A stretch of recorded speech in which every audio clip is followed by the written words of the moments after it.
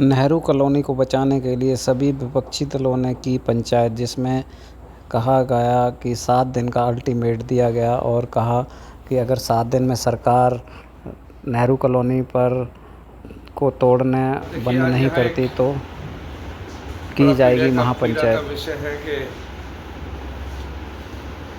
जिस फरीदाबाद को बादशाह खान जी ने और नेहरू जी ने बसाया था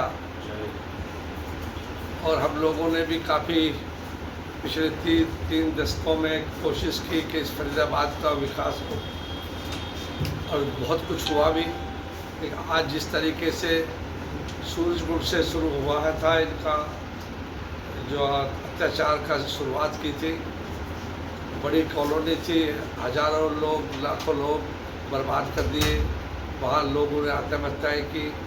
आज पूरे फरीदाबाद में और ख़ासकर इस कॉलोनी में जिस तरह तोड़ फोड़ हो रही है, तोड़ फोड़ नहीं कहूँगा मैं कि आज फरीदाबाद को उजाड़ने का और जो गरीबों पर और उन पर अत्याचार जुल्म हो रहे हैं, आज इस राजनीति में सत्ता सरकार में उनकी कोई चिंता नहीं है। और हमने हमेशा ही इस फरीदाबाद के वासियों का के लिए संघर्ष किया है और हम चाहेंगे कि फिर एक बार कांग्रेस का यही आदेश है कि भाई जो गरीबों को उजाड़ा जा रहा है उनकी दुख तकलीफ़ों को देखो और उनका साथ दो। बड़ा साहब, महापंचायत का क्या मैं आया हूँ वहाँ और सभी का एम तो एक ही है कि भाई किस तरह से लोगों को बचाया जाए जिन लोगों को उजाड़ा जा रहा है। आज बच्चे सड़कों पर हैं, किसी की जितनी पीड़ा तो मेरे ख्याल तो कभी मुगलों और अंग्रेज़ों के ज़माने में भी नहीं हुआ जो अत्याचार जुल्म आज ये पूरे देश में ही। पर हम तो हमारे लिए तो ये फरीदाबाद ही देश है। और सर, जहाँ लोगों को सरकारी कर दिया जाएगा, इसमें क्या कहना है? ये तो किसी के बारे में कुछ मुझे कहना नहीं है, क्या देंगे क्या नहीं देंगे। पिछले 12-13 साल हो गए तो आज तक तो कुछ दिया नहीं है। लिया है इस फरीदाबाद को जितने भी यहाँ की सत्ता सरकार के लोग हैं वो सिर्फ दमन और भ्रष्टाचार में लिप्त हैं, चाहे नगर निगम हो, चाहे कोई अधिकारी हो। अवैध कॉलोनियाँ काटी जा रही हैं, लोगों को लूटा जा रहा है, उनमें सत्ता सरकार के लोग सब लिप्त हैं। भड़ाना साहब, जहाँ जहाँ इस तरीके की एक्टिविटी होती है वहाँ अवतार सिंह भड़ाना सबसे प्रमुख नाम रहता है, हमेशा सबसे आगे बढ़ चढ़ करके हिस्सा लेते हैं। ये बात हमेशा लोगों को शेयर करते हैं। ये हज़ारों लोग किसान जो सड़क पे पड़ा है, इनके मन की बात भी सुन लिया होता तो मैं ये सोच करके उन किसानों के हित में संघर्ष करने के लिए गया और मैं तो किसानों के लिए पार्टी भी छोड़ के चला गया था। मुझे पार्टी दल और सत्ता बजाय जो लोगों का प्यार है, स्नेह है, वो मेरे लिए बड़ी चीज़ है। बड़ा साहब, मैं तो अभी ये कुछ नहीं कह सकता। पहली बात तो ये है कि पार्टियां फैसला करती हैं कहाँ से उम्मीदवारी होगी। ये अच्छी बात है कि मैं चाहे यूपी हो, उत्तराखंड हो, राजस्थान हो, मध्य प्रदेश हो, जम्मू कश्मीर हो, वो कहीं के भी आवाम जो है मुझे प्यार करता है और मुझसे ये आग्रह भी करते हैं कि मैं जाता हूँ जब वहाँ तो मुझसे कहा जाता है कि आप यहाँ से चुनाव लड़ लीजिए, हमारे लिए सेवा। उन लोगों में ललक रहती है, सोच रहती है कि हम लोगों ने राजनीति में कुछ लिया नहीं है, हमेशा लोगों के लिए जिए हैं और लोगों के लिए मरेंगे। तो इसलिए सब लोगों का ये कोशिश होती है, चाहे वो मेरठ का इतिहास रहा हो, जहाँ भी हम गए हैं तो आज भी यादगार है मेरी। अगर अवतार भड़ाना से आईडी नीचे कर ले, आईडी नीचे कर ले। लगातार फरीदाबाद में जिस तरीके से जो हजार साल पुराने गांवों में हाई कोर्ट सुप्रीम कोर्ट का नाम लेकर के लोगों को उजाड़ने का काम किया जा रहा है, ये बहुत ही निंदनीय काम है। लोग ये समझते हैं ये नेहरू कॉलोनी के लोगों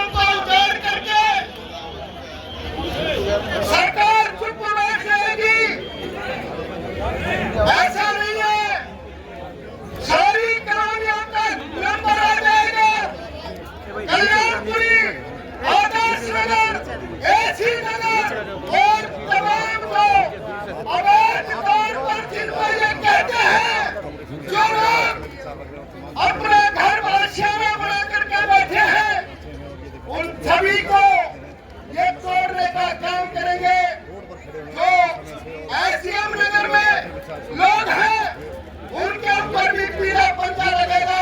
ये बिल्कुल तयशुदा बात है। इसलिए अभी मैं जब आया तो मुझे लोग बोल रहे थे कॉलोनियों से लोगों को आने नहीं दे रहे हैं। अरे ना आने दो, सारी कॉलोनियों के लोग अपनी अपनी कॉलोनियों के बाहर बैठ जाए।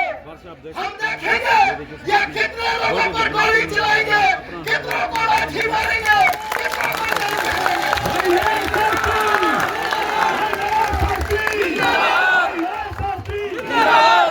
और दोस्तों,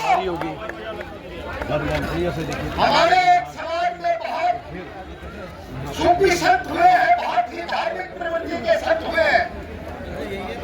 संत बुल्ले शाह वो लिखते हैं कि मंदिर तोड़ो, मस्जिद तोड़ो, इसमें नहीं मुझे क्या है, और दिल मत तोड़ो यार किसी का, ये घर खास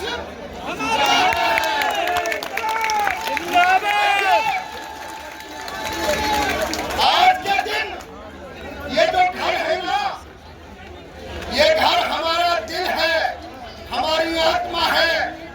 इस घर में हमारे अरमान जुड़े हैं और हमारे अरमानों को आज सरकार पीले पंजे के नीचे रोक रही है। मैं देख रहा था कई मीडिया के साथियों को, मुझे बड़ा दुख हुआ देख करके। एक झंडे की बात कर रहे थे, राम का झंडा है, ये देश का झंडा है। अरे इन झंडों को उठाएगा कौन? राम तो सबके अंदर बसते हैं, जिनके अंदर राम बसते हैं, जो राम को मानने वाले हैं, उनको तो उजाड़ा जा रहा है, उन पर तो बुलडोजर चढ़ाया जा रहा है। बात देशभक्ति की जा रही है। अरे मुझे बताओ तो सही, इस नेहरू कॉलोनी में कितने बांग्लादेशी हैं, कितने पाकिस्तानी हैं? क्या ये सारे हिंदुस्तानी नहीं है?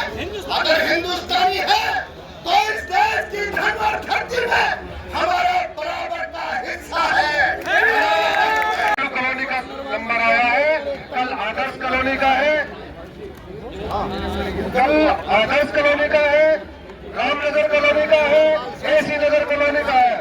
आज जो चुपचाप खड़े हुए नेहरू कॉलोनी को जो देख रहे हो ना, ये सोच रहे हो कल तुम्हारा घर का हल भी यही होगा। इस सरकार को घुटने देख रहे हैं, परंतु जिस तरह से हमारे विजय भाई सुबह से मेहनत कर रहे हैं, विजय भाई मैं आपको विश्वास दिलाता हूँ, हमारी आजाद समाज पार्टी भीम आर्मी के चंद्रशेखर आजाद जी की तरफ से पूरा समर्थन आपके साथ है। तो 50 गज के उस गरीब मजदूर को क्यों नहीं, जो ड्राइवर है, प्लम्बर है, इलेक्ट्रीशियन है, रोड बनाने का मजदूर है, मकान बनाने का मजदूर है, सफाई कर्मचारी है, आपकी रसोई में काम करता है, आपकी गाड़ी साफ करता है, यही तो लोग हैं। 10 साल में 50 गज बनाते हैं, कहाँ कर उसको नहीं दोगे, 3 एकड़ फैक्ट्री दे दोगे, ये नहीं चलता। अब लोगों में इस बात का रोष है, लोगों को महसूस हुआ ये ठगी कर रहे हैं, सारी कॉलोनी इकट्ठी होगी, तमाम संगठन आए हैं। अब हम 1 हफ्ते का समय दे रहे हैं, 1 हफ्ते में मांग पत्र दे देंगे इनको, धरना प्रदर्शन रहेगा। अगर सरकार ने जायज मांगे नहीं मानी, फिर अनंतपुर की तर्ज पर एक महापंचायत की जाएगी, जिसमें पूरे देश से लोग और पूरे देश के शीर्ष नेता यहाँ होंगे, जैसे पहले भी थे।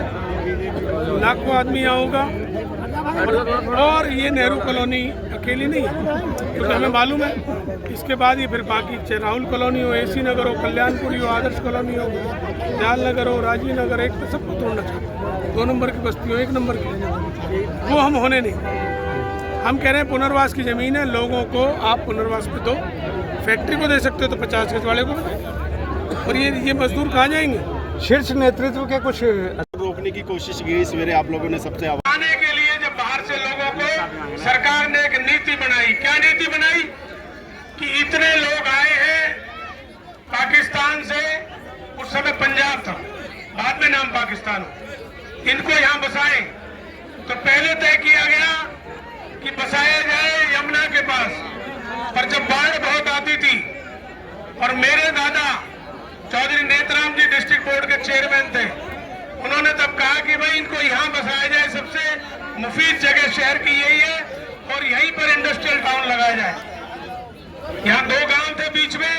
उन गांवों को पुनर्वास करके अलग हटा दिया। तब ये पुनर्वास का शब्द आया कि भाई इन लोगों को बसाने के लिए पुनर्वास। तो पुनर्वास के लिए क्या किया गया? लोगों को 50-50 रुपए महीने पे प्लॉट दिए गए ताकि लोग मेहनत से कमाए और फिर यहाँ रहे। 50-50 रुपए महीने, इतने सम्मान से उनकी हर चीज का ध्यान रखा गया।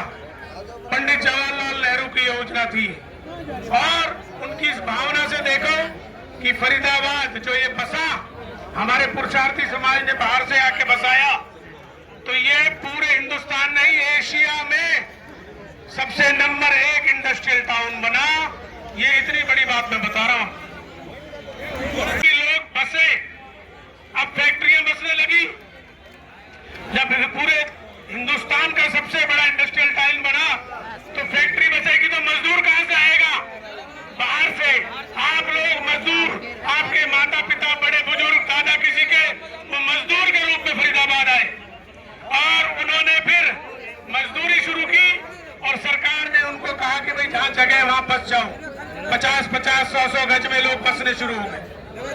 कांग्रेस के समय में ये सारी बस्तियां बसी, चाहे वो नेहरू कॉलोनी हो, कल्याणपुरी हो, एसी नगर हो, आदर्श कॉलोनी हो, राहुल कॉलोनी हो, एकता नगर, दयाल नगर, राजीव नगर, तमाम बस्ती।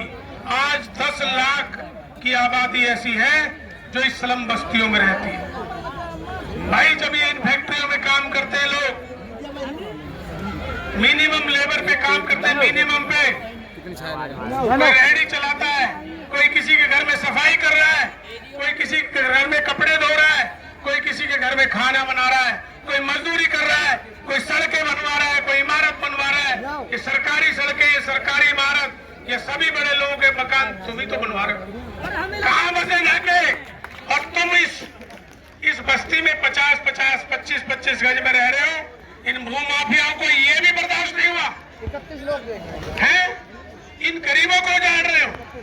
अरे भगवान से तो विकास कार्य भी, उसके लिए हम एक कमेटी बनाइए, उसमें मेंबर रखिए, उसमें सारी कॉलोनी को इकट्ठे करिए और 1 हफ्ते के अंदर अंदर हम अपना मांग पत्र तैयार कर लेंगे। 1 हफ्ते में, 1 हफ्ते बाद हम दोबारा, अभी धरना प्रदर्शन तो रोज रहेगा, लेकिन अगले इतवार को हम दोबारा एक बड़ी मीटिंग यहाँ करेंगे और तब तक हम अपना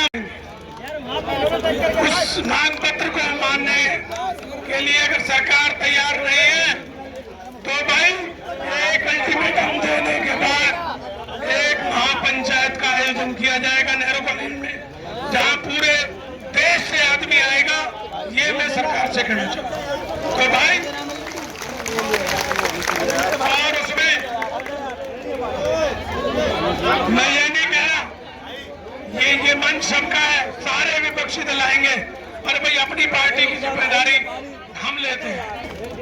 मेरी अध्यक्ष जी से बात हुई है, मेरे तमाम साथी कांग्रेस की, यहाँ अपनी वाणी को विराम दे रहा हूँ। क्यों? कि या तो अपने इनकार को छोड़ दो सत्ताधारी हो, वरना दिनकर जी ने कहा है सिंहासन खाली करो, जनता आती है।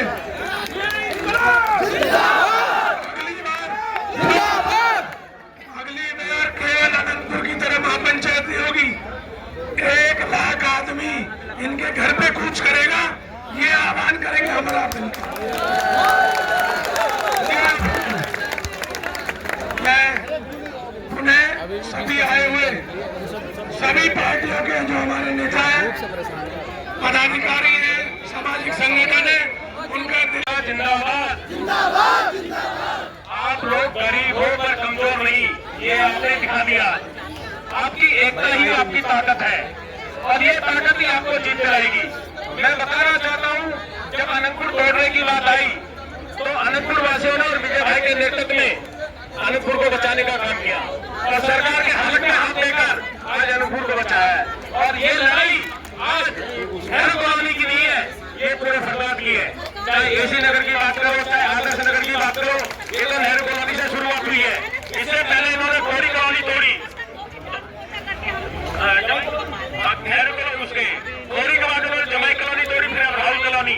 राहुल कॉलोनी में 70 से 80 हजार लोग हैं। नेहरू कॉलोनी सभी लोग नेहरू कॉलोनी नेहरू कॉलोनी में 70 से 80,000 लोग हैं। मुसलमानों की कॉलोनी है ये। आंकड़े उठा लो, यहाँ पे 95% हिंदू है और सिर्फ 5% मुस्लिम। 5 भी होगा या नहीं होगा, ज्यादा से ज्यादा 1 या 2% मुसलमान है। फिर इन्होंने बात फैलाई कि भैया नशाखोर रहते हैं। अरे भैया नशाखोर के बात लोगों को पता है कि नशाखोर रहते हैं, तो नशाखोर को पकड़ो। नशाखोर की आदत में तुम्हें कॉलोनी कैसे डाल सकते हो, इन गरीबों को कैसे डाल सकते हो, आप ये गाँव को कैसे डाल सकते हो। समझी रणनीति है जो बड़गल का जो विधायक है ये आप लोगों ने नहीं चुना। अभी दारोगा ने कहा ये ईवीएम और कृष्णपाल जी जो मंत्री है केंद्र में, उनकी मेहरबानी का नतीजा है। ये बड़गल का जो विधायक है ईवीएम और कृष्णपाल जी की मेहरबानी का नतीजा है। नहीं तो ये विधायक बनने के लिए तो बहुत दूर की बात, ये एक चपरासी नहीं बन सकता। चलिए भारत जी का चेयरमैन था, बारिश से घोटाले के लिए बारिश से एफआईआर दर्ज हुई। फिर से जब ये पार्षद रहा, नगर निगम में जो 400-500 करोड़ का घोटाला हुआ, उसका भी मास्टरमाइंड एक देश रखा है। ये नगर निगम को चाट गया, अभी बड़गल को भी चाट जाएगा। तो 8 साल हुए हैं। तो भाइयों मैं सबसे ये कहूँगा, एकजुट हो जाओ विजय प्रताप के नेतृत्व में, और ये लड़ाई आप जीत कर रहोगे, इस बात का मैं विश्वास दिलाता हूँ।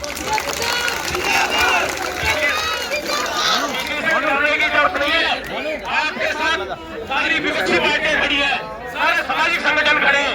इस तानाशाही सरकार को झुकना होगा। और अब जो टूट हो चुकी है, जिन घरों का नुकसान हो चुका है, उन घरों को मुआवजा दिया जाए, उन लोगों को मुआवजा दिया जाए। और ये पूर्वांचल की जमीन है, अगर ये किसी विकास की परियोजना में आ रही है तो परियोजना पूर्वांचल जमीन का प्रावधान है कि उनको बदले में दूसरी जगह बसाया जाए, उजाड़ा ना जाए। विधायक ने एक बयान क्या दिया कि अब यहाँ की प्रॉपर्टी की वैल्यू बढ़ जाएगी।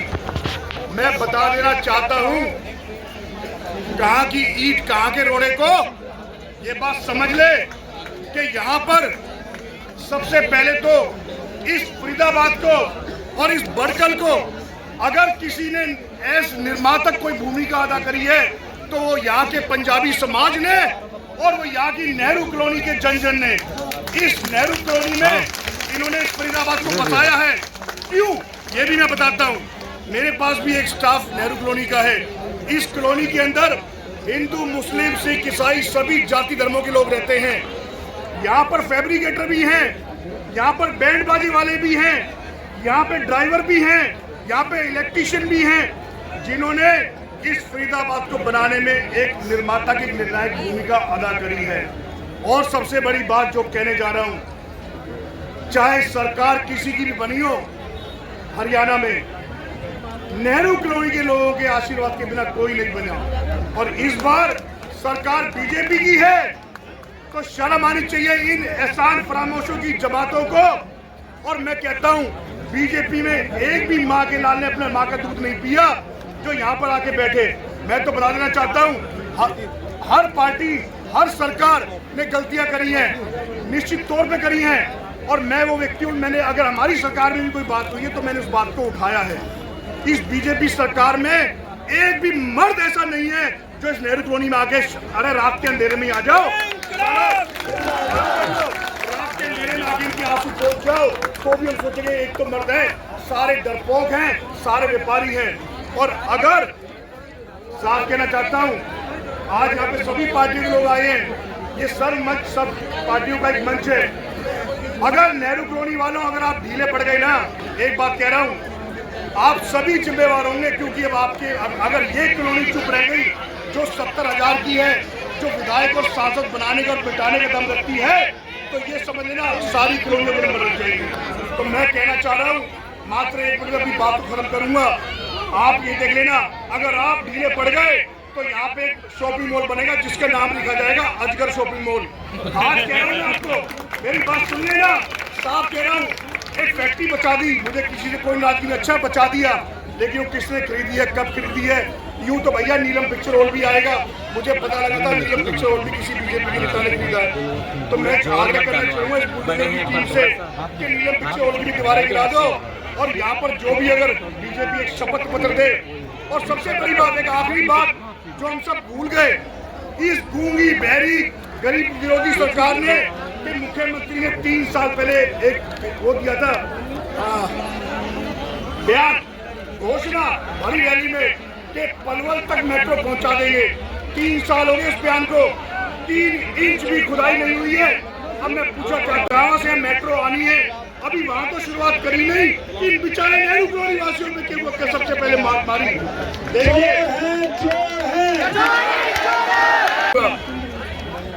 बीजेपी के नेताओं ने ये देखा था, जब कांग्रेस पार्टी की सरकार हुआ करती थी तो यहाँ पे अनेकों कॉलोनियां पास हुई थी, नियमित हुई थी। अगर बीजेपी के केंद्रीय मंत्री की, अगर बीजेपी के विधायकों की, अगर बीजेपी के कैबिनेट मंत्री की, अगर बीजेपी के पार्षदों की इन गरीबों के लिए नीति और नीयत है ना, तो रात को 2 बजे बुलडोजर चलाने से पहले इनके लिए वैकल्पिक जगह का इंतजाम करें, इन्हें घर बना के दें। मैं साफ मांग करता हूँ गूंगी बहरी सरकार से कम यहाँ पर आपका पूरा साथ देंगे, चाहे बदले में हमें कुछ झेलना पड़े, लेकिन सबसे पहले इन बीजेपी सरकार के नुमाइंदों को एक वैकल्पिक जगह देनी चाहिए। रात को 2 बजे जिस तरह से इन्होंने यहाँ मंदिर मस्जिद गिराए, इन्हें शर्म आनी चाहिए। ये मंदिर मस्जिद के नाम पे ही तो सरकारें बना गए, गौ माता के नाम पर सरकार बना गए, राम इनके हैं क्या, राम की रजिस्ट्री उन्होंने करा दी है क्या? तो मैं एक बात कहकर अपनी वाणी को विराम दे रहा हूँ। केवल एक कॉलोनी का मामला नहीं था, कृष्णा नगर से लगाकर, रामनगर से लगाकर, संजय नगर, संजय कॉलोनी से लगाकर ये सांप आज आपके इस नेहरू कॉलोनी के अंदर घुस गया। और ये सांप हमारे बच्चों को, हमारी बेटियों को, हमारे सास ससुर को और अपने पति और अपनी पत्नियों को डसने के लिए आया है। अगर आपने समय रहते हुए इस सांप की पहचान नहीं की, ये पूरा का पूरा कॉलोनी शमशान घाट बन जाएगा। आज चाहे मामला ये सरकार बस्ती तोड़ने को लेकर ऐसी कॉलोनी में घुसी थी, इन घड़ियालों को हाई कोर्ट का ऑर्डर लाकर वहां से भगाया, ये घुस गए संजय कॉलोनी के अंदर, उन सांपों को संजय कॉलोनी से निकाला। ये सांप घुस गए खोरी गांव के अंदर, खोरी गांव के अंदर 10,000 से ज्यादा घरों को इन्होंने उजाड़ दिया। अभी तक वर्तमान में सुप्रीम कोर्ट में लड़ के खाली 1400 मजदूर परिवारों को या डबुआ कॉलोनी में बसाया गया है। आज मैं आप तमाम साथियों को कहना चाहता हूं कि ये बीजेपी की पार्टी जो आपको बेवकूफ बनाकर, लच्छेदार भाषण देकर आपकी गलियों में, आपकी झोपड़ियों में घुस कर तलवे चाटती थी, आपको समझना पड़ेगा इनका रंग कैसा है। आपको समझना पड़ेगा कि आपका रोटी का निवाला और छत का टुकड़ा ये कैसे छीन रहे हैं। अब समय आ गया है, हर गली हर मोहल्ले में 10-10 का ग्रुप बनाओ और जाओ, और आपको प्रचार करना पड़ेगा इस बीजेपी के खिलाफ, क्योंकि वो घर हमारा छीन रही है। मैं बोलूंगा कि जो सरकार निकम्मी है, आपको बोलना है वो सरकार बदलनी है। जो सरकार निकम्मी है, तख्त बदल दो, ताज बदल दो, तख्त बदल दो, ताज बदल दो। बस एक कानूनी बात कह के अपनी बात को मैं समाप्त करूंगा कि भाइयों और बहनों, मुंबई के अंदर 1980 के दशक में जो फुटपाथ के किनारे पर लोग रह रहे थे, जो कह रहे थे सरकारी जमीन पे आप बैठे हुए हो, वो सरकारी जमीन क्या फुटपाथ के किनारे पर थे। जब उनको उजाड़ा जा रहा था तो Olga Tellis court, high court का दरवाजा खटखटाई और कोर्ट में गई तो 1985 में एक ऑर्डर आया और उसने क्या बोला कि जब तक आपको पूरी तरीके से स्पष्ट रूप से सुन नहीं लिया जाता, आपको सुनवाई का अधिकार नहीं दिया जाता, आपको लिख के देने का अधिकार नहीं दिया जाता, तब तक कोई भी किसी भी व्यक्ति को सरकारी जमीन से बेदखल नहीं कर सकता। अरे ये बात मेरे पिताजी ने नहीं बोली, ये देश की अदालत बोल रही है। ये बात बोली सुदामा सिंह के फैसले के अंदर, जो पूरी दुनिया क्या पूरे वर्ल्ड में नवाजा गया। सुदामा सिंह का फैसला आया और उसने बोला कि पूरे दिल्ली के अंदर आपको एक पॉलिसी बनानी पड़ेगी, सबको पुनर्वासित करना पड़ेगा।